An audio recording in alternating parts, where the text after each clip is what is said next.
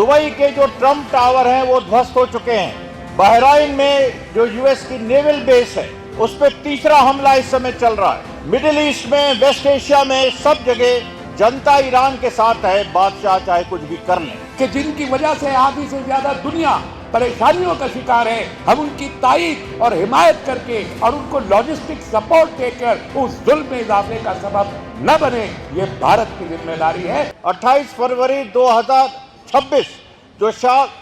शायद सालों तक याद रखा जाएगा, क्योंकि आज के दिन ग्लोबल साउथ की एक बड़ी ताकत उभर के सामने आई है जिसका नाम है ईरान। और इस ग्लोबल साउथ की ताकत ने दुनिया की सबसे मजबूत दो फोर्सेस यूएस और इजराइल को ये बता दिया है कि केवल मजलूम देश हैं, जो विकासशील देश हैं, उनके ऊपर बम मारने से नहीं होगा। तुम्हारे पास हमारे सुप्रीम लीडर खामनेई साहब के, इमाम खामनेई के शब्दों में, अगर तुम्हारे पास दुनिया का सबसे खतरनाक जहाजी बेड़ा है तो उससे भी खतरनाक बात है उस जहाजी बेड़े का डूब जाना। और ये जो दो शब्द हैं, इन्होंने, मैं विश्वास दिलाना चाहता हूं कि these two lines have inspired several Indians, several Hindus also। और यहां पर देखिए जो खास बात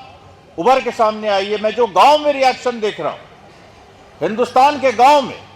हिंदुओं में, वो इस बात की तारीफ कर रहे हैं कि ईरान ने अमेरिका से आंख में आंख मिला के बात की। और आपको कुछ खबरें भी बता दूं, दुबई के जो ट्रम्प टावर हैं वो ध्वस्त हो चुके हैं। बहराइन में जो यूएस की नेवल बेस है उस पर तीसरा हमला इस समय चल रहा है। मिडिल ईस्ट में, वेस्ट एशिया में, सब जगह जनता ईरान के साथ है, बादशाह चाहे कुछ भी कर लें। यहां पर स्थिति पूरी बदल गई है। It is a paradigm shift. और मैं अपने को बहुत गौरवान्वित महसूस कर रहा हूं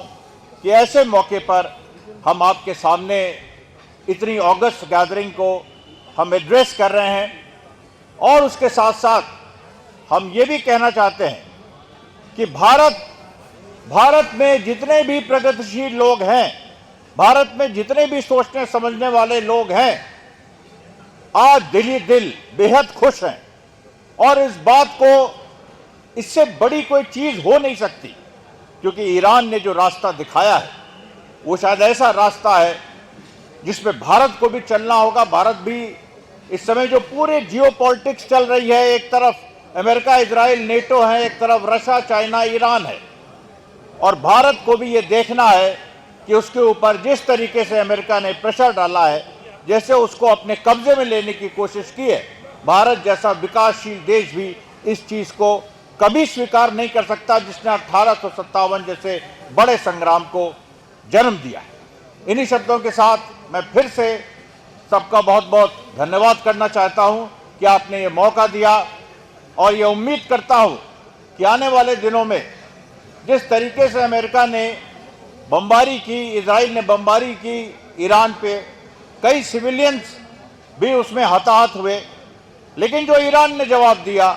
वो केवल सिर्फ और सिर्फ फौजी ठिकानों में। और आपको एक चीज और बता दें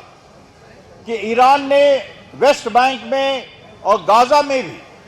चुन के जो इजरायली फौजी ठिकाने हैं वहां पर भी हमले किए। इन्हीं शब्दों के साथ मैं अपनी वाणी को विराम देता हूं। धन्यवाद, बहुत बहुत धन्यवाद। आज ही सुबह मगरबी एशिया की अहम तरीन ताकत इस्लामी जमहूरिया ईरान पर दुनिया की सबसे गासिब और सबसे जालिम कुव्वत अमेरिका ने सहूनी मुल्क इसराइल के साथ मिलकर उस जमहूरिया को तोड़ने के लिए वहां पर जंग का आगाज किया है। आज सुबह जब यह बदकिस्मत वाकया पेश आया तो बहुत से लोगों ने मुझे फ़ोन किया और कहा कि आज तो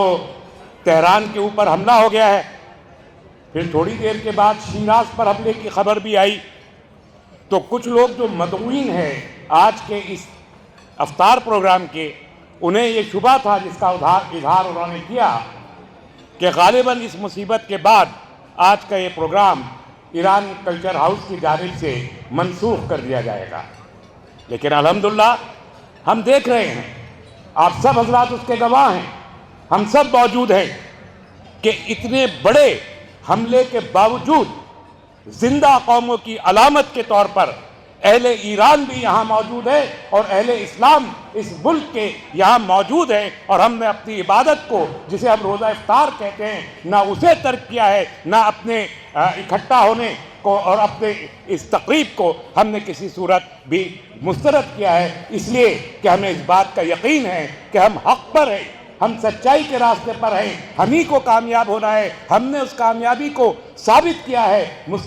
ماضی میں بھی ثابت کیا ہے، اب سے 1 سال قبل بھی ہم نے اپنی اس کامیابی کو ثابت کیا ہے، اور اس کا نتیجہ ہے کہ آج بھی ہمیں اس بات کا ملال نہیں ہے کہ دنیا کے غاصب ترین قوت ہمارے ایک ملک پر حملہ کر رہی ہے تو اس کا انجام کیا ہوگا، اس لیے کہ ہم یہ جانتے ہیں اور ہم نے محسوس کیا ہے کہ پچھلے 47 سال سے ایران کو کسی نہ کسی صورت نشانہ بنایا جاتا رہا ہے۔ ایک بات آپ حضرات کے ذہنوں میں تازہ کر دینا چاہتا ہوں کہ ایران میں جب سے اسلامی انقلاب آیا ہے 1979 سے اب تک،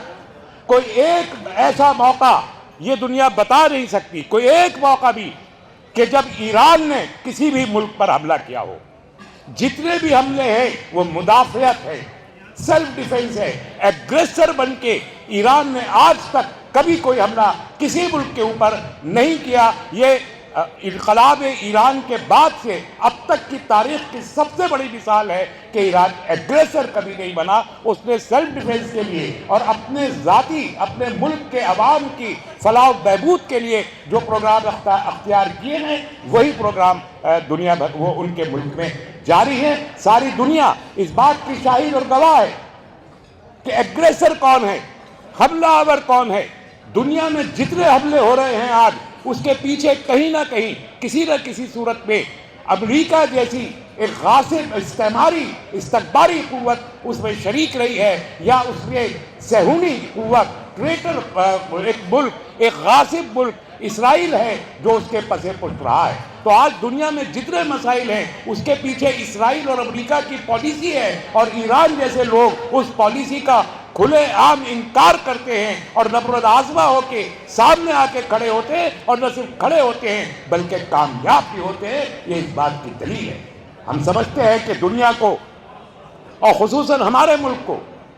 ہم اینٹی اپارتھائیڈ ہیں، ہم نے ہمیشہ ظلم کے خلاف ہم کھڑے ہوئے ہیں، ہم نے جہاں کہیں بھی کسی ملک پر بھی لشکر کشی کی گئی ہے، ظلم کیا گیا ہے، ناانصافی کی گئی ہے، ہم اس کے ساتھ کھڑے ہوئے ہیں۔ یہ تاریخ ہے ہماری،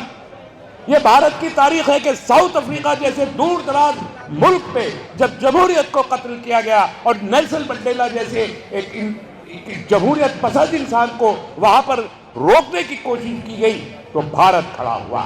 نیلسن منڈیلا کے ساتھ۔ یہ تاریخ ہے کہ فلسطین کے ساتھ ظلم ہوا تو 1945 سے لے کے آج تک بھارت اس کے ساتھ کھڑا رہا ہے۔ آج پھر ذمہ داری ہے بھارت جیسی جمہوریت کی، بھارت جیسے شانتی پسند لوگوں کی،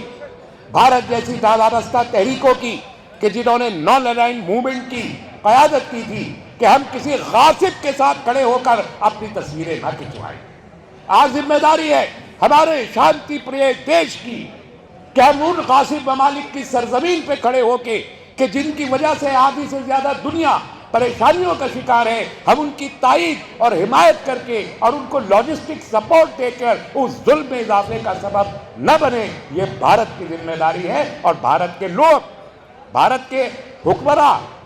سب کی، بھارت کے لوگوں کا تو صاف موقف ہے۔ ہم تمام عوام، ہم جیسے فلسطین کے ساتھ میں کھڑے ہیں ویسے ہی یہاں کے تمام انصاف پسند عوام ایران کے ساتھ بھی کھڑے ہیں، اور ہماری حکومتوں کو بھی ہم یہ کہنا چاہتے ہیں کہ ان کو بھی چاہیے کہ وہ بھارت کے عوام کی ان خواہشات کا احترام کریں،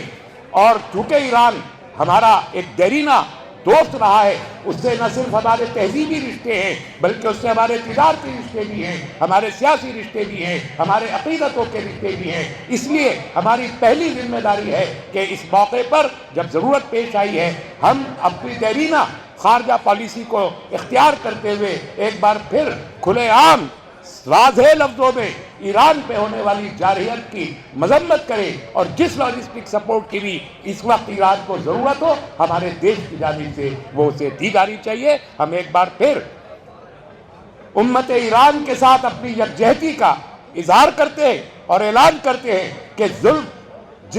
ہم ہر اس ظلم کے خلاف ہیں جو مظلوم کو کسی طور پر بھی طاقت اور قوت دیتا ہے۔ ہم اس مقابلے میں ایران، اہل ایران اور حکومت ایران کے ساتھ کھڑے ہیں۔ بھارت کے عوام یہ یقین ایران کی لیڈرشپ کو رکھنا چاہیے۔ وما علینا الا البلاغ۔ والسلام علیکم۔